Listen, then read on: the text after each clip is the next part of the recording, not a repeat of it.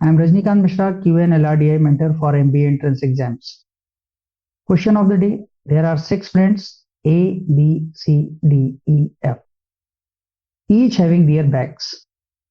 In how many ways can their bags be distributed such that 4 friends do not get their bag and A is one of them? इसका मतलब है इन 6 friends में से 4 friends को अपने bag नहीं मिले और 2 लोगों को अपने बैग मिले, और जिनको बैग नहीं मिले हैं उनमें से एक मेंबर एक खुद है, एक को अपना बैग नहीं मिला और बाकी बचे 5 फ्रेंड्स में से 3 को अपने बैग नहीं मिले। सबसे पहले वो 3 चूज कैसे किए जाएंगे? 5 में से 3 फ्रेंड्स जिन्हें अपने बैग नहीं मिले हैं उन्हें कितने तरीके से चूज किया जा सकता है? 5C3 which is equal to 5 factorial by 3 factorial 5 minus 3 factorial. This is equal to 5 factorial by 3 factorial into 2 factorial. Factorial से 5 फैक्टोरियल को कैंसिल करेंगे, 5 into 4 बचेगा।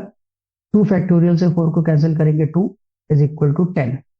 इसका मतलब बाकी 3 फ्रेंड्स को चूज करने के टोटल नंबर ऑफ वेज होंगे 10। 10 वेज से बाकी 3 फ्रेंड्स को भी चूज किया जा सकता है। मान लेते हैं E and F को अपने बैग्स मिल गए और A, B, C, D को अपने बैग्स नहीं मिले।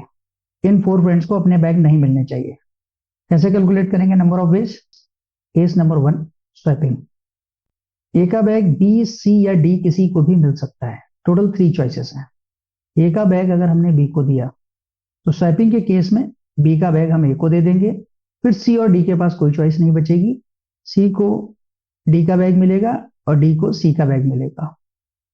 एक तरीका आएगा अगर हम A का बैग B को दे देते हैं, दूसरा तरीका आएगा A का बैग अगर हम C को दे देते हैं, और तीसरा वे आएगा अगर हम A का बैग D को दे देते हैं। टोटल 3 वेज बनेंगे हमारे स्वैपिंग के केस में। केस नंबर 1 आपके सामने बना हुआ है। केस नंबर 2 में अगर हम A का बैग C को दे देते हैं, C का बैग A को दे दीजिए, B का बैग D को दे दीजिए और D का बैग B को दे दीजिए। केस नंबर 3, A का बैग D को दे दीजिए, D का बैग A को, B का बैग C को और C का बैग B को। Now case number 2, when swapping is not allowed. A के पास टोटल 3 चॉइसेस होंगी।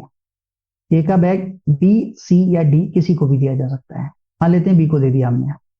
A का बैग हमने B को दे दिया। क्योंकि स्वैपिंग अलाउड नहीं है तो B का बैग हम A को नहीं दे सकते हैं। B के पास 2 चॉइसेस होंगी। B का बैग या तो C को मिलेगा या तो D को मिलेगा।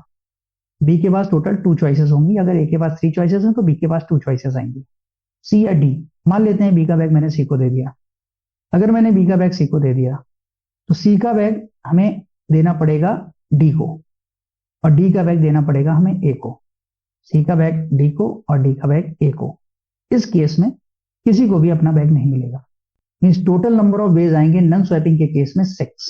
इन 6 में से एक केस तो हमने ऑलरेडी डिस्कस कर रखा है। नेक्स्ट केस, मान लेते हैं A का बैग मैंने C को दे दिया तो C का बैग हम A को नहीं दे सकते क्योंकि नॉन स्वैपिंग का केस है। C के लिए हमारे पास कितनी चॉइसेस हैं? 2 चॉइसेस हैं, या तो हम B को दें या तो D को दें। मान लेते हैं हमने B को दे दिया तो हमारे पास B एंड D के लिए केवल एक सिंगल चॉइस बचेगी कि D का बैग आप A को दे दीजिए और B का बैग आप D को दे दीजिए। इस क्वेश्चन में एक एक डायग्राम बनाने की बजाय मैंने परम्यूटेशन का यूज किया है। A के पास टोटल 3 चॉइसेस थी, B, C या D। B, C, D में से अगर एक भी चॉइस A ने चूज की तो अदर पर्सन के लिए B के लिए 2 choices बचेंगी।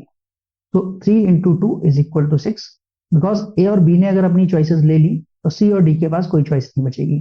So the total number of ways in which these 4 person don't get their bags is equal to 3 plus 6 is equal to 9। और हमने ऑलरेडी कैलकुलेट कर रखा है कि A के अलावा बाकी 3 पर्सन जिन्हें बैग नहीं मिला है उन्हें चूज करने के टोटल 10 वेज थे, तो इसलिए टोटल नंबर ऑफ वेज आएंगे 9 into 10 is equal to 90। Option number C। If you like this concept, hit the like button, share this video with your friends and subscribe this channel to never miss regular updates. Thank you.